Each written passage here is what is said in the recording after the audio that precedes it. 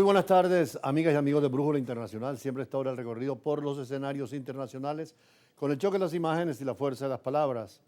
La visita del Papa Francisco al Lejano Oriente nos da una indicación del diálogo necesario entre las culturas occidentales inspiradas en el pensamiento griego, romano y después en el cristianismo, y esas culturas orientales donde está el budismo, está el taoísmo, está el hinduismo, y naturalmente una concepción distinta a la visión occidental, pero que es necesaria porque la Tierra es una, se ha hecho ya globalizada, la economía, la política, la diplomacia, aunque las religiones tienen el fin de creer en un ser supremo y en una vida eterna.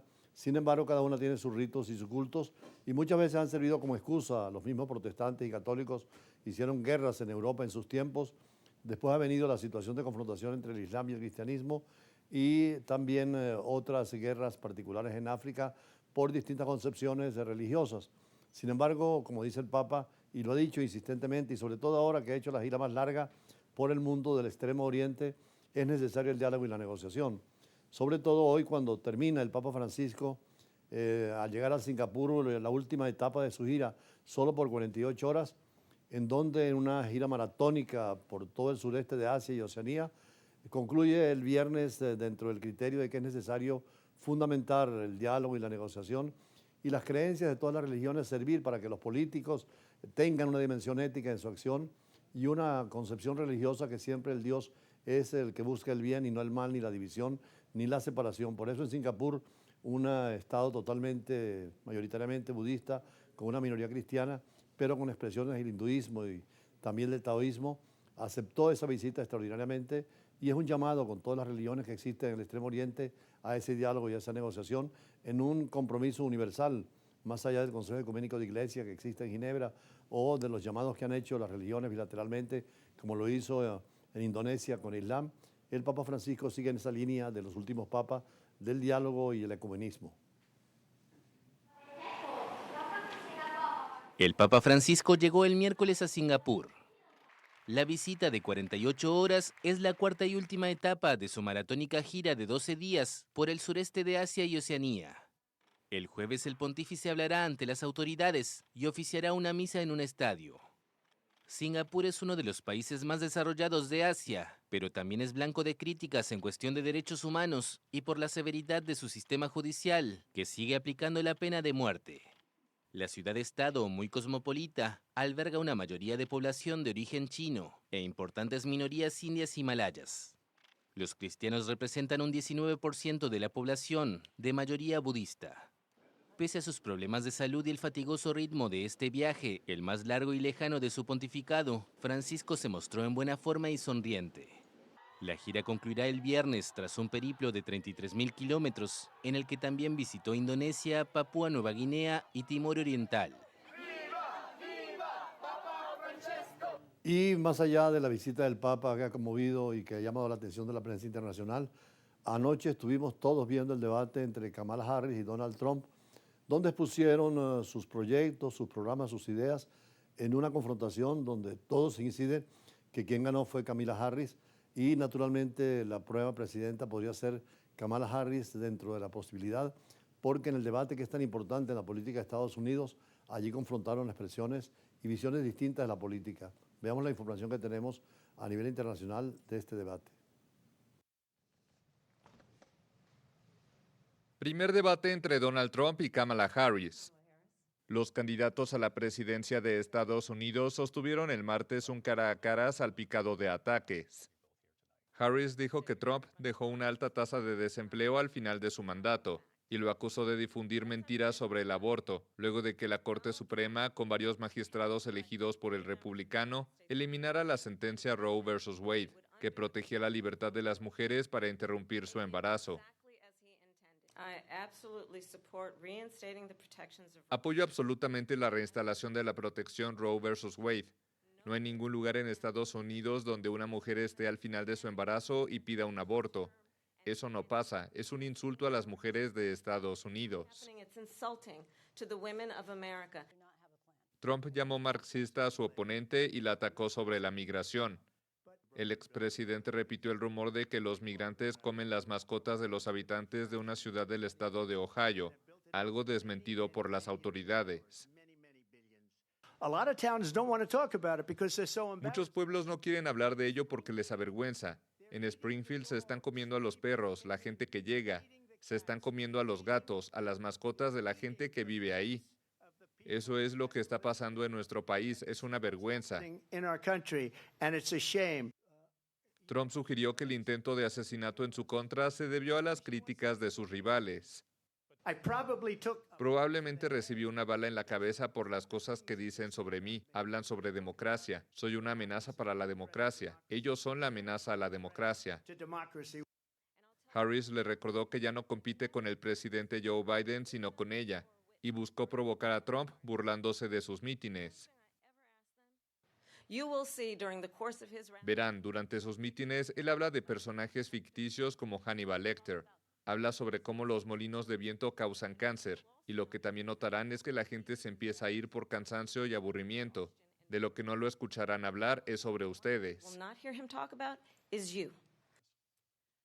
La demócrata aseguró que Trump es el hazmerreír internacional.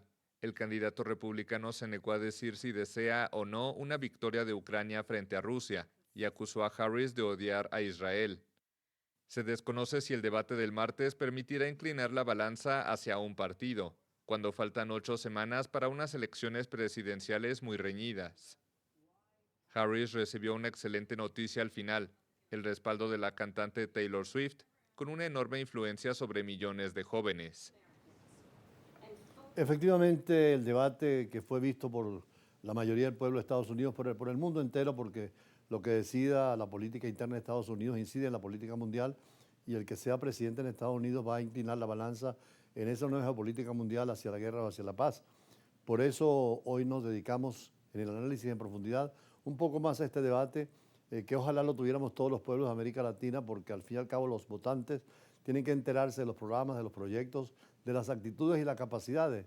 Así como en el debate anterior, Trump demostró mayor fuerza frente a Biden, que está en el ocaso de su vida y en la vida política. Ahora, frente a Kamala Harris, no tuvo esa fuerza y se puso con extremismos que la rebatió afortunadamente y de manera lógica a la candidata demócrata, lo cual sí creo que inclina la balanza, y de ahora en adelante podríamos hablar casi del triunfo seguro de Kamala Harris, con el apoyo mayoritario y además con los temas dentro de una democracia como Estados Unidos que puede regresar con otro mandato de Donald Trump. Es parte del análisis ante nuestra vista de siempre, donde profundizaremos más adelante en temas internacionales del día de hoy. En Estados Unidos, en las campañas electorales, los demócratas y republicanos, dos partidos con posibilidad de estar en el poder, siempre esperan los debates presidenciales para decidir. Fue lo que le pasó a Joe Biden con Donald Trump cuando fue derrotado en el debate, y esto condujo a la abdicación de su candidatura presidencial para escoger a Kamala Harris, la primera mujer que pudiera ser presidente en los Estados Unidos y que representa la síntesis de la migración hacia ese país, además con cargos de responsabilidad política y formación. Ese primer debate que anoche observamos en la televisión del mundo hizo que Kamala Harris tenga el perfil de la nueva presidenta, derrotando en argumentos a Donald Trump, quien no pudo llevar a la fuerza de palabras lo que Harris prometía. Fue una sorpresa la presencia de Kamala Harris, la habilidad y la contundencia y la esperanza del pueblo de los Estados Unidos en este debate presidencial. En noviembre veremos el resultado definitivo, pero aparentemente todo está indicando la posibilidad del triunfo definitivo de Kamala Harris y la derrota de Donald Trump en estas elecciones.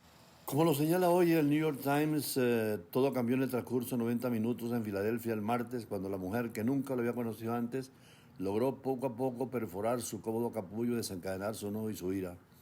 Harris cuestionó el tamaño y la lealtad de las multitudes que asisten a sus mítines. Afirmó que los líderes mundiales no le tienen respeto ni consideración y que su riqueza fue construida por su padre, convirtiéndole en un magnate de los negocios que se jacta con orgullo de ser un hombre hecho a sí mismo, pero que ha sido un fracasado en la política y en los negocios.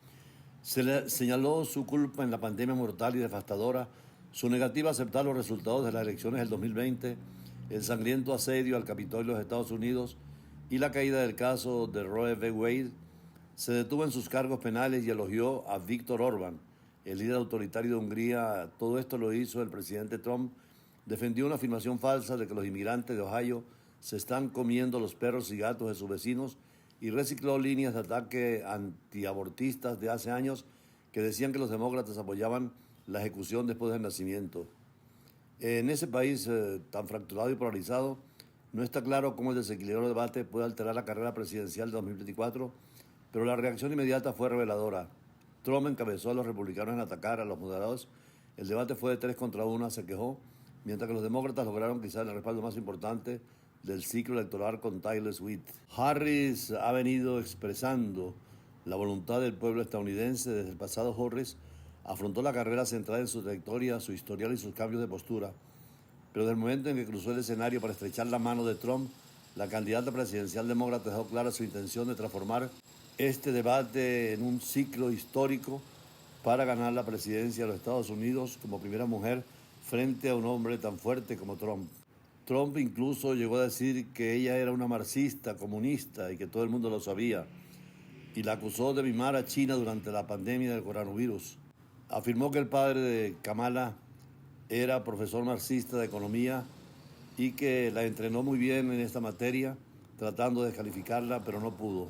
Afirmó Trump que prohibiría el aborto en todo el país y que supervisaría los embarazos de las mujeres para asegurar de que el bebé llegue a término. Eso es inmoral y aún no tiene que abandonar su fe o creencias profundamente arraigadas para aceptar que el gobierno y Donald Trump ciertamente no deberían decirle a una mujer qué hacer con su cuerpo, replicó Kamala Harris.